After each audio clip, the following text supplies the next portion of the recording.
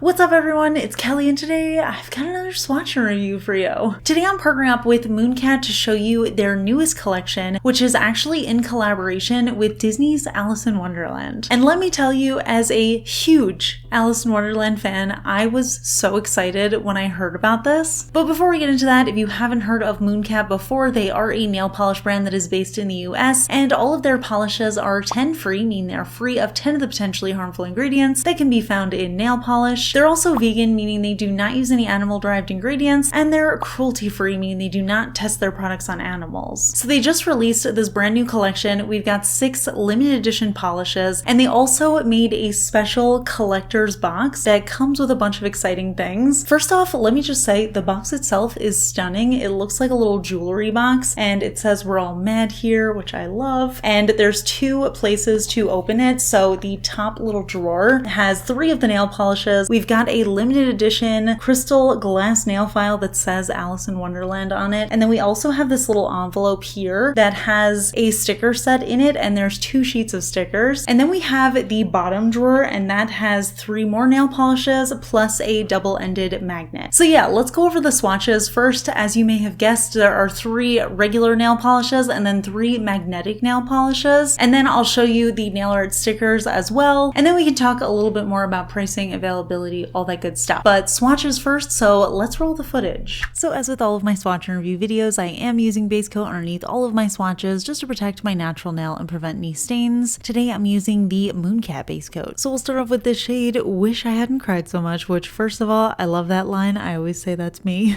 But this one is a really gorgeous shade. It's an Alice blue color, and it is absolutely packed with iridescent flakies, a blue shimmer running throughout, and then we also have a little scattered hollow running throughout. It does build up really nicely. I started off with 2 coats, and I actually love the way that this looks in 2 coats because you get that nice coverage, but in some lighting you can see just a peak of visible nail line. It gives a little bit of a jelly-like vibe, but you can build it up to full coverage like I said. So for me, that ended up taking 3 coats, and it looks so beautiful. I just love how packed it is with all of that iridescence and shimmer, and it really just pops on the nail and looks so special. So absolutely love this one. Great start to the collection. Next up we have the shade Do You Play Croquet, and this one is described as an orchid pink base, and it's similar to the first shade. It's absolutely packed with stuff. We've got the iridescent flakies, we've got this gorgeous intense blue purple shimmer running throughout, we also have the subtle hollow sparkle, and we also get a little touch of a reflective glitter in there too. So this one was actually a little bit more opaque, and I did manage to get full coverage in 2 coats. It did fully cover up my visible nail line, but just out of curiosity I decided to try on a 3rd coat just to see if that did anything else to the polish, and it still looked gorgeous, but I don't think it added any opacity, so I'm gonna wear this one as a 2-coater. I think it gave me the perfect coverage in 2 coats. Next up we have the shade A Very Merry Unbirthday, which is actually what I'm wearing in the intro and outro of this video, and I'm also still wearing it because the thought of taking it off makes me so sad.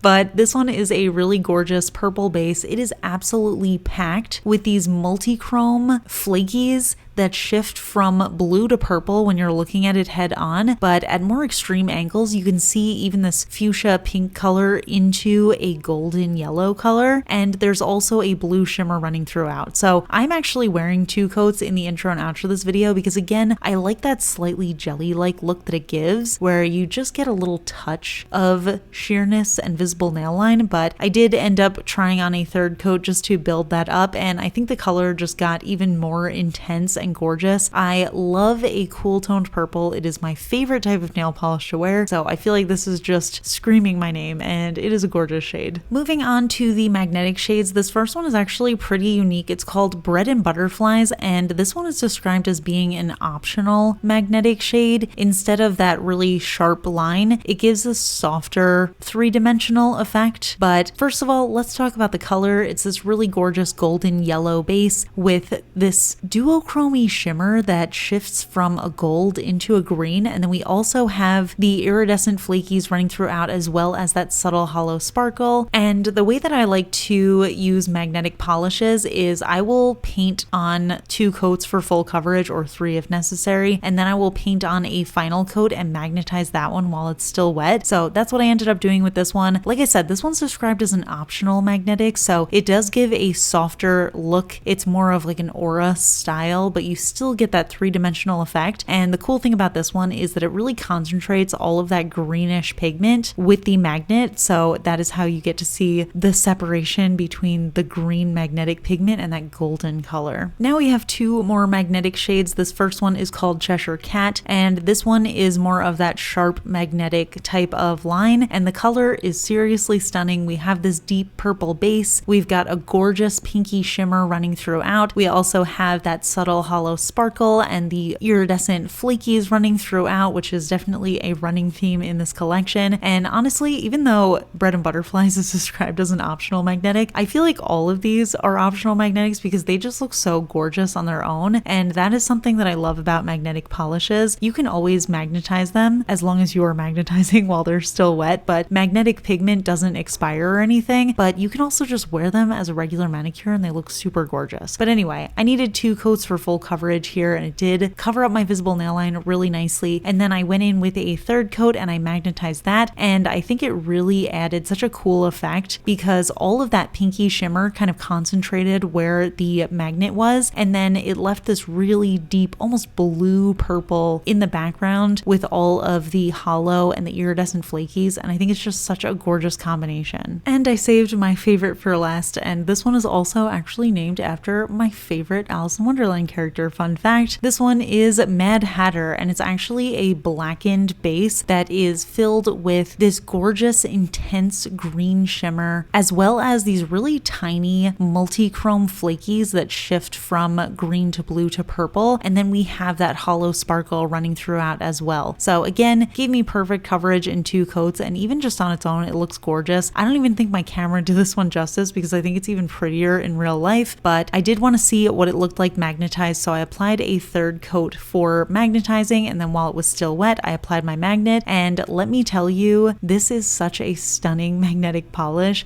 I love a nail polish that gives me a spacey sort of vibe, and I just love anything that gives you an easy cosmic sort of manicure, and that is exactly what this polish gave me. I think it just looks like the cosmos with that gorgeous green stripe, and then you get all of that black color in the background with all of the sparkle and the multi-chrome and the hollow, and it just looks stunning. So here are all of the shades together. We've got the regular formulas on the top, and then we've got the magnetic formulas on the bottom, and here you can see a little bit better how Bread-and-Butterflies is a more subtle version of the magnetic polishes. And interestingly enough, Mooncat actually priced that one as a regular polish instead of a magnetic polish, which I'll talk a little bit more about at the end of the video. But I love this color story. I love every single shade. I love all of the gorgeous iridescent flakies in here. I love how much is packed into each polish, but I especially love just how perfectly this collection embodies the Alice in Wonderland vibes. I think they did an incredible job with that. I love when brands take a theme and just run with it, and I feel like they really did for these, so I'm very excited about that. But yeah, let's talk a little bit more about my thoughts on the collection, pricing, availability, all that stuff. So yeah.